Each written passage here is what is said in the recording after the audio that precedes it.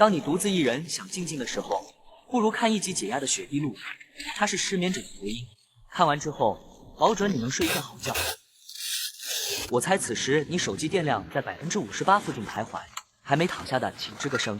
接下来再把右脚搭在左脚上，跟我一起走进今天的睡前小故事。当得知暴雪席卷了北部森林的时候，老王早就提前准备好了行囊，他要在这场暴雪的中心搭建一个帐篷，然后体验一把外面狂风暴雪，小帐内却能温暖如春的感觉。老王的49号大脚只需踩踏168下，松软的雪地中间就出现了一个5平米左右的平面。他先把帐篷平铺在地面上，接下来就是把帐篷杆进行拼接。外面的雪越来越大，老王也越来越开心。他非常喜欢下大雪的天气，一会如果能躲在温暖的帐篷里，看着外面的大雪，这对他来说就是最幸福的事情。此时的雪里面掺杂着碎冰，这可能是一种不太好的预兆，今夜的温度可能会非常低。当帐篷撑起来之后，他就把防风绳牢牢地斜插在雪地上。进入帐篷之后，他先把底下铺上一层防潮地。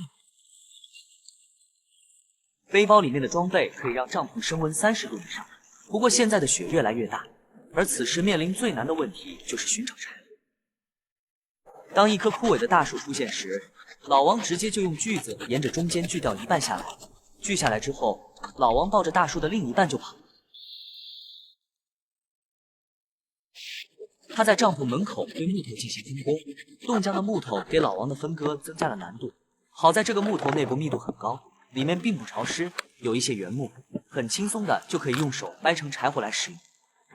此时的雪里大部分都是碎冰，老王现在需要尽快的把柴火拿回去，把火点燃。就在他刚进入帐篷之后，一场巨大的风暴来袭，大风带着冰雪席卷了老王的营地。风雪过后，这里仿佛成了白色的世界。这场风来得很快，短短的10几分钟，就让老王的帐篷上面积压了一层厚厚的雪。大风过去之后，老王把帐篷上面的雪全部清理干净。帐篷减压之后，老王也终于可以开始享受最美的露营生活了。他先把柴火放进壁挂炉，柴火上面放了一些油，把火柴放上去之后，火很轻松的就点燃了。壁挂炉点燃之后，帐篷内部开始慢慢的升温。老王也把身体靠近火炉旁边，用壁炉带来的暖气缓解他僵硬的手脚。这里水源非常简单，打开帐篷，在外面抓一些雪，再把铁缸放到壁炉上面。当雪放入铁缸之后，壁炉的高温瞬间就能把雪煮成滚烫的开水。泡了一杯绿茶之后，老王打开了帐篷透气，外面的雪还在一直下，现在帐篷内已经非常暖和了，而老王也要开始在这冰天雪地里制作今天的晚餐了。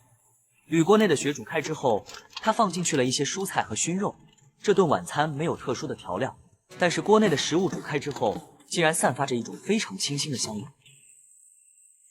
食材全部煮熟之后，他把面条也放了进去。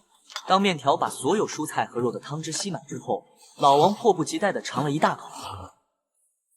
现在的外面已经开始结冰了，大雪又开始从天而降。而老王却幸福地躲在帐篷里，靠着壁炉准备美美的睡觉。